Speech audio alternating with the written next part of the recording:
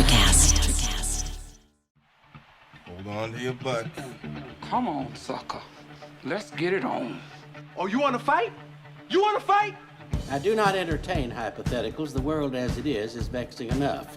You don't know anybody named Iris? I don't know nobody named Iris. Can I have a piece of toast? I don't give a damn what you think you are entitled to. We are changing the course of history as we see it. That is what Western demands. How could you do this to me? Really, I want to know. Why did you do that? What you feel only matters to you. Step back for 1 minute and look at the big picture.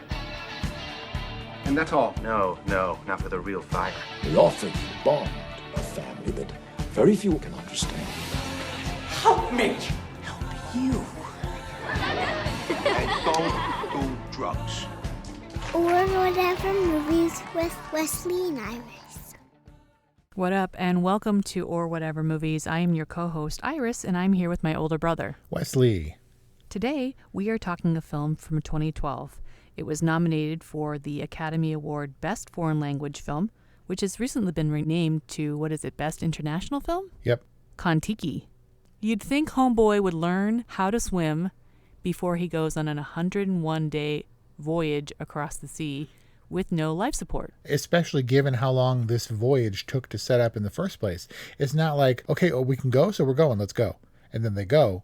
It took a long time. He was securing funding. He had to chop down the stupid trees. When you're cooling off from chopping down the balsa wood trees, maybe take a dip, see how it goes. Maybe there's no water in Norway? There's fjords. I saw a clip of the real Thor Heyerdahl, which is spelled Thor, by the way. Yes. And it would just be so fun to call him Thor. And I saw some archival of him where he's speaking Norwegian. Do you think that they actually spoke Norwegian throughout their journey and everything, and they just did it in English? Yes, I don't know that Thor Heyerdahl spoke English, because when we see him in the KON TIKI documentary, the original documentary, he's not speaking English, and then the voiceover comes in, and it's a proper British accent like this. That's not a proper British accent, but you understand what I mean. Whereas in the film, they all speak English very well, and yet it was still nominated for Best Foreign Language Film. I'm confused. Because, ready to have your mind blown? Anytime they were speaking, they shot both English and Norwegian. And so the Norwegian version is a foreign language film. They filmed entirely alternate versions. And this was the American film, picked up by Harvey Weinstein and put on for American audiences. Wait, so there is a totally Norwegian version of KON TIKI, the 2012 film? Correct. Not dubbed. Right. How come we don't have access to that, like with subtitles? Because Amazon Prime's not going to give you something that people would be reticent to watch. They want it to be easy. Oh yeah, speaking of, now available on IMDb TV and Amazon Prime. Free with ads. I mean, I watch all films, whether they're in English or not, with subtitles, so I think I would much prefer to see this in Norwegian with subtitles. We would never have expected that this movie would be filmed differently in Norwegian. This is an English movie by the Weinstein Company, and to find out that there's a Norwegian version, which is undoubtedly the proper version because it was intended for release as a Norwegian film, we have the lesser version. That's so funny. And it's so easy to think that your version, like you were saying, is the primary version. I remember when I was in Australia, they were like, "Where are you from?" And I was like, "California, like Roxy, Quicksilver." And I'm like, "Where are you from?" They're like, "Oh, I'm from Canberra," or "I'm from Sydney, Quicksilver, Roxy." And I was like, haha, wait, what? And then I found out that those brands are Australian brands, like from Australia. Yeah. Were you in the process of eating like a hamburger or like pizza or anything like that, those quintessential American foods that are not? Yeah, America's favorite pizza, chicken with corn. Yeah, you almost got it right. America's favorite pizza in Hong Kong is corn and ham. I mean, sounds about right. So did you notice that everybody in KON TIKI is like glowing white and blonde? Yeah, it happens. And thankfully, when you're Norwegian, you have no need for sunscreen whatsoever. Now, granted, in this movie, they wore their shirts a lot of the time, probably because they were out filming on the open water inexplicably for like half of the time. About 4 weeks they spent on the open ocean, and then the other 4 weeks they spent in a tank. But even one day of bad sun exposure and you throw off your continuity for the whole thing, right? Yeah. And they got progressively tanned and sunburned and even like peely. Bearded. By the end. I mean, do you think indigenous Polynesians and Peruvians wore sunblock? I don't know. Dad doesn't wear sunblock. Yeah, and he would sit outside for hours. Neither does Mom, by the way. Yeah. Nor does she ever use insect repellent. But she's Mexican. But what does that have to do? Mosquitoes don't like Mexicans? No, I mean, they produce a lot of oil. Do you produce a lot of oil? Yes. It's a pretty straightforward action-adventure tale, right? I mean, these are the modern-day explorers. These are the people, when everything has been explored, recreating the methods of 1,500-year-old sailors and hoping that that stuff that they find written down somewhere or inscribed in stone or something is legitimate enough so that when they get on the water for 100 days, it won't kill you. It's pretty hairy stuff. Like, it kind of made me think of Into the Wild, where it's like, yeah, I can figure it out, how to like live in the snow and stuff, and then they die. There's a name for this kind of condition. Spoiler, but the detractors obviously would say, yeah, after the fact, he went out there, didn't know what he was doing, and died. And these guys are not regarded as being flighty, seat of their pants, this is the dumbest thing ever. They seemed pretty assured. They were financially backed and they were able to do what they did. And they were regarded, is it only because they survived that they'd be regarded as heroes? This film doesn't claim that Thor and his team proved anything about the founding of Polynesia, the settling of Polynesia. All they can really truly claim was the spirit of adventure that they captured and how that invigorated people to try and experiment and make other discoveries of their own, whether it be in space or otherwise. Adventure is out there. The wilderness must be explored. I mean, but I don't know. I wasn't that impressed. I mean, Moana did it. But I mean, when people said, this can't be done, they did it. We definitely had the fat, chuckling naysayers who were like, everyone knows that can't be done, right? And then he was like, well, I'm going to do it. But they have faith. So were they just spreading their seeds of doubt, or were they being genuine when they were like, the logs are going to bang up against each other and break all the ropes? So much so that the refrigerator salesman went so far as to bring wires, like steel wires, on the trip with him, all hidden away in his trunk, like all shamefully. Yeah, and you would think, because I'm guessing that the Incans or the Peruvians who sailed to Polynesia didn't have a shark cage, right? That was something of their own invention? Well, it seemed made very kind of authentic looking. Right, and you would have thought that if they weren't recreating an authentic shark viewing cage, they could have done so more safely and effectively with steel cable, which he unceremoniously threw into the water. Even if you're not using it, have a backup. It's like setting out now without your cell phone or GPS or satellite phone. You can have all the elements to authentically recreate. That doesn't mean you have to be stupid. Well, they had a life raft. I mean, they obviously didn't have little zodiacs or whatever back in the Incan times. Well, right, but the Incan times, they didn't need to photo document it. That's true. They did have a camera. How did you feel when he threw out the wires? Were you, like, pissed?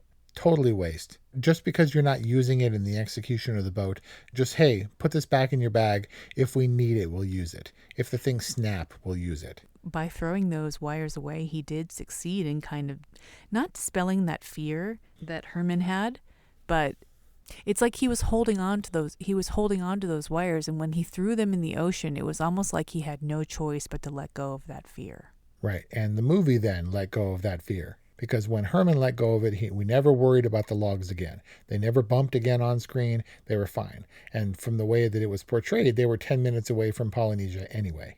Why lash the things together and go through the trouble when the coconuts are waiting? Yeah, it was funny how those last, 60 or 80 days, once they made the turn from the Galapagos, kind of went by really fast. Like, was it just, they exploited all the kind of adventures that you can when you're isolated on a raft? Definitely, if you're going to be on a boat, dudes are going to fall off the boat into the water and there's going to be tension. We had the whale shark incident, which is a true account, but, whale sharks are big giant sweeties. And so there wasn't any real tension from that particular scenario. Well, the risk was that it could tip the boat, right? Right. But there were a lot of things that were left out. At one point, the cabin on the raft caught on fire.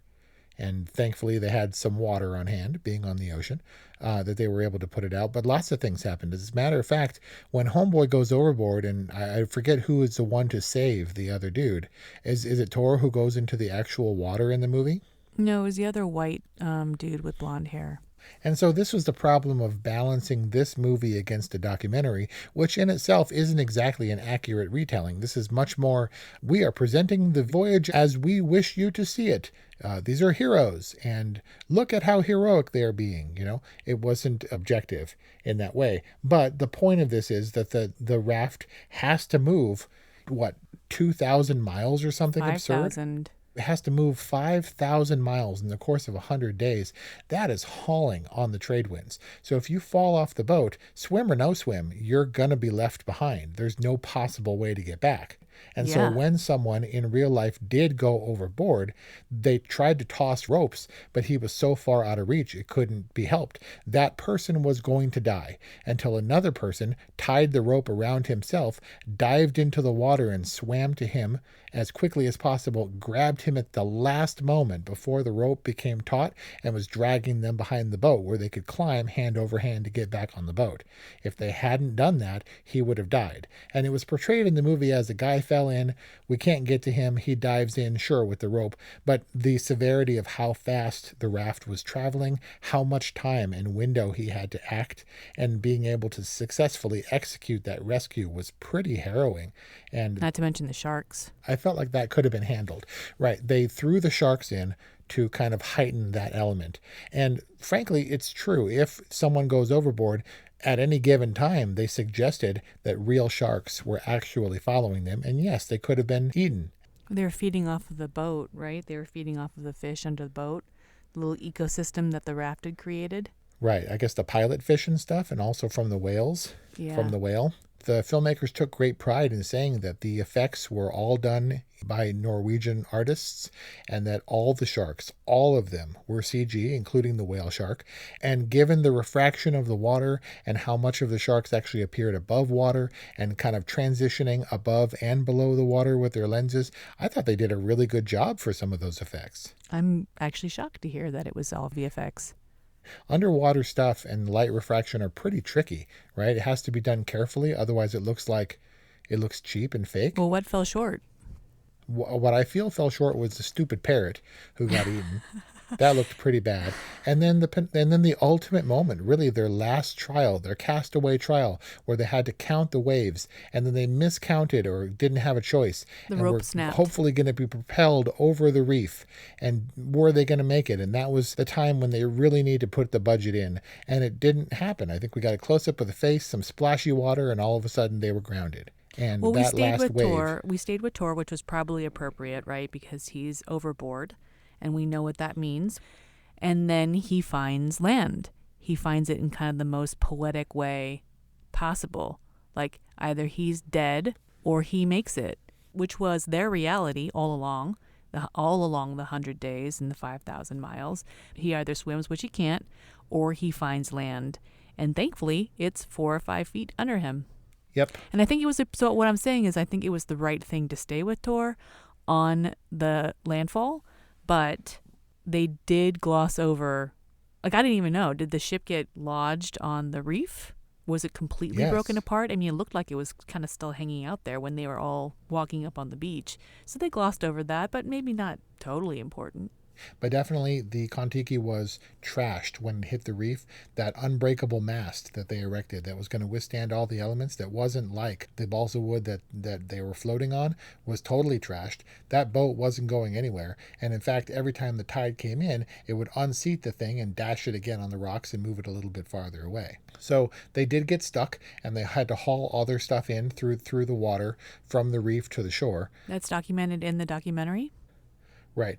Yes, it was poetic, but that wasn't kind of the poetry that I needed. However, you do need the poetry for the drama. I equated the KON TIKI voyage with space travel, right? You're out in the middle of nothingness. So there are moments, minutes, maybe even hours of sheer terror where it all comes down to this, and everything needs to be executed perfectly, and if you don't, you're going to die. Yeah, but space is like the most thought through, protocol driven process ever. And this felt like a refrigerator salesman and like a cult leader who were like, let's go sail on a raft. And I get that. The point is that everything has to be executed perfectly or you die. And the rest of the time, aside from those heart-stopping moments, is just sitting around and waiting and being bored out of your mind. Or like murdering a shark because you've gone crazy. So the KON TIKI voyage was obviously successful, spoiler, but it was uneventful. Aside from one person going overboard and aside from the stupid parrot 90 days in mysteriously disappearing one day, nothing really happened. And so all the things that did happen had to be heightened, had to be dramatized, and had to be poeticized. So we got all those elements in the movie. Was Thor himself as a character heightened and poeticized? I mean, sure, we have no basis for his life, in what was presented, at least from the material that I saw. But in this movie, he had the drive and the dedication and the steely-eyed resolve, and he had the long-suffering Did you like wife. him? Sure, I liked him. He was beautiful. He was all Norwegian and had good hair, right? But he was setting out on a madman's errand, and this particular character was more guts than brains, right? He was crazy and unprepared, and we needed the grounded refrigerator salesman character to be the naysayer and to voice all the concerns and really count on him for some exposition and stakes. But talk about faith. I mean, maybe Thor had the clarity of faith and of the mission, but if you really want to talk about faith, I mean, nobody had more of it than Herman. Herman was the one who believed in Thor before anybody else did, and who had nothing to offer but his dedication to the cause, to the mission. Right. You would have thought he would have been the one to die, right? Except the actual Herman was, like you said, one of Thor's primary believers and an essential member of the crew, and nothing like this character. They actually had to apologize to the filmmakers had to apologize to the family of Herman because in reality he was a very steadfast, capable, non-complainy, non-wimpy, frightened guy. And not the fat guy who has the freak out on the boat and just can't take it anymore. Thor was obviously seeking out fame and the notoriety that would come with a successful voyage. He's pretty transparent about it in the beginning of the movie when he's like, when people think of Polynesia, they are going to think of Thor Heyerdahl. He has it out for his name to go down in notoriety. And, I mean, did you find him to be likable in his kind of transparent fame-seekingness? I think he was transparent and pretty one note. He was the steely-eyed missile man. So was he a likable character? I don't know. He was likable generally in that you like the guy who was going to make this expedition happen no matter what. Now, if people had actually died and if they had been like, Thor, he died. And he's like, right, but the mission continues forward. Attend to your duties, to your stations, right? Then he might have been less likable. Mm-hmm. But everything more or less went to plan. When people screwed up, when people did dumb things, he was like, all right, look, let's move on. And you admire those kind of people. I don't know that he was emotionally deep or that his character resonated with me. It was fine.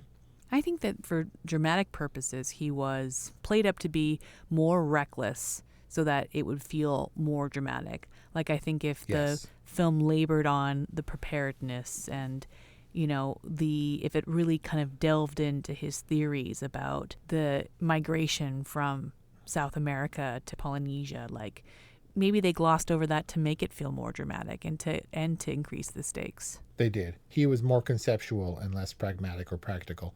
And the screenwriter confessed that nothing much happened. And so everything that could have happened was heightened for dramatic purposes for this movie. And given that they didn't take any real licenses aside from twisting the Herman character to be kind of wimpy and unsure of himself and of the mission at large, generally speaking, it happened more or less as it was portrayed on screen. Just because the score comes in and heightens it and there's maybe a couple more sharks than there would have been and they're very clear underwater and maybe frenzying in the blood doesn't mean that there weren't actually really sharks, really flying fish, that moron didn't actually spear that whale shark in the head for no particular reason, that they weren't faced with more or less certain death when they finally come to the reef, and their boat was going to be trashed, and hopefully they would survive enough to scramble onto the land. Well, it's a water movie too, which are never easy to pull off and oftentimes very expensive. Yeah, never easy. Very expensive, unless you film it in the faux documentary style. I mean, this definitely was a dramatic movie, and it didn't have a documentary feel, but you're focused on one boat. Now, granted, Titanic was also focused on one boat. It was just a little bit bigger. So you can do it in a tank, and you can do it in an open sea. You don't have a lot of moving pieces like you would. Well, I guess Jaws was also on a boat, but this one was actually much more stable on the water than the documentary was.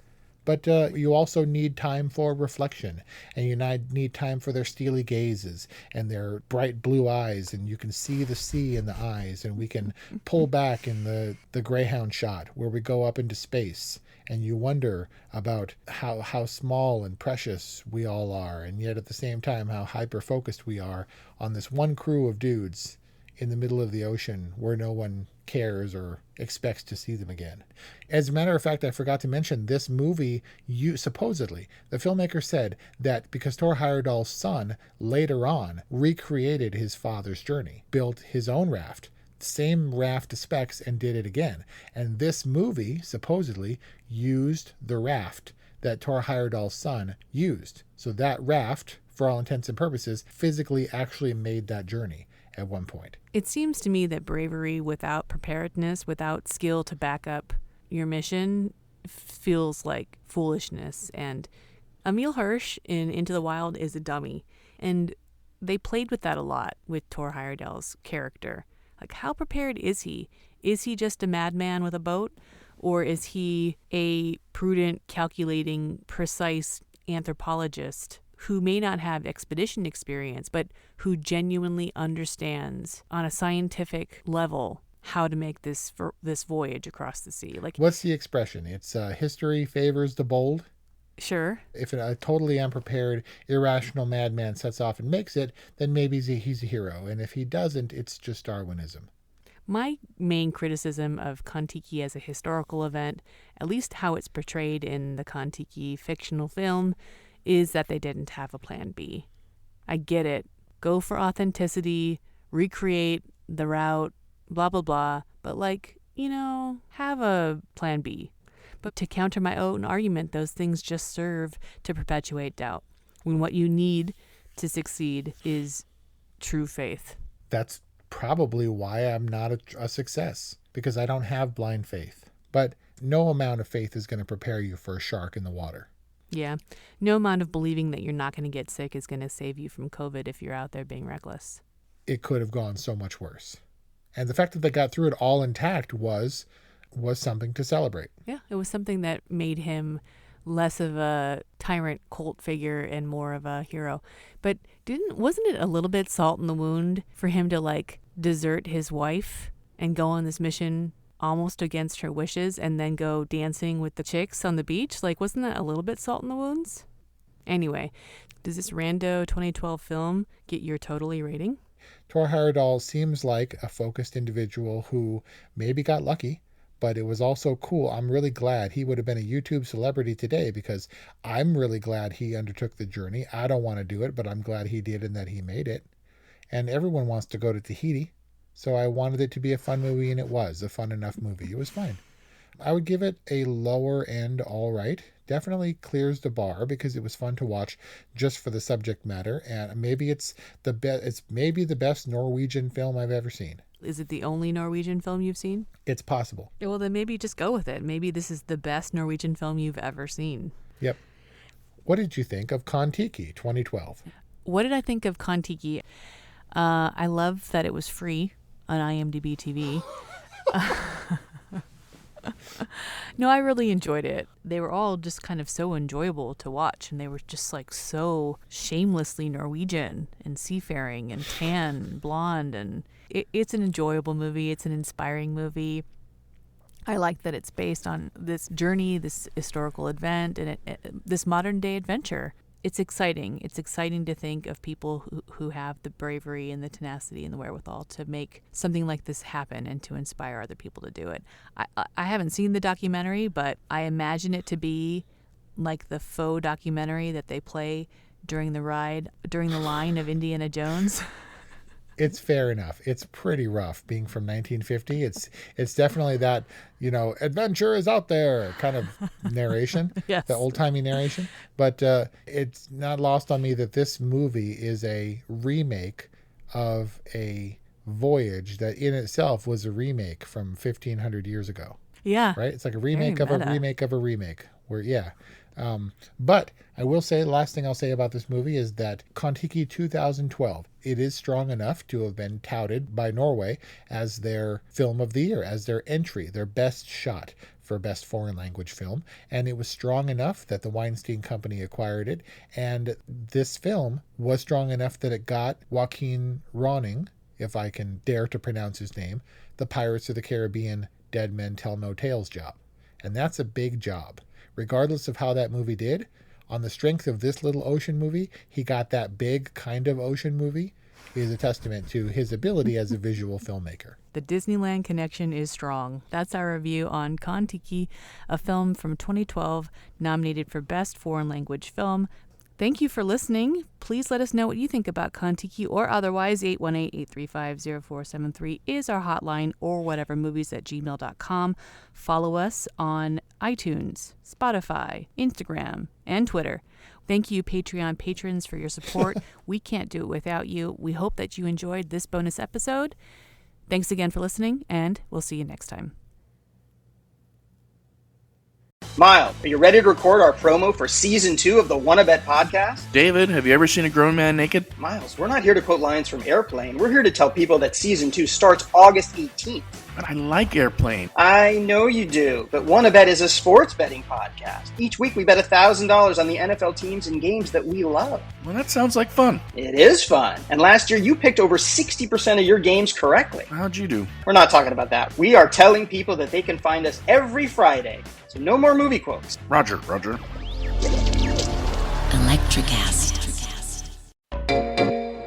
Hey there, fabulous souls. I'm Stephanie Baklaan. And I'm Eden Alpert. And we're the hosts of the brand new podcast, Unapologetically Fab. Get ready to join us on an amazing and real journey as we dive into life after 40 and own it. We're all about changing the narrative, leaning into who you are, and living a life by your own design. Join us as we embrace life unapologetically and redefine success. This is Unapologetically Fab, an Electricast production. See you there. Electricast.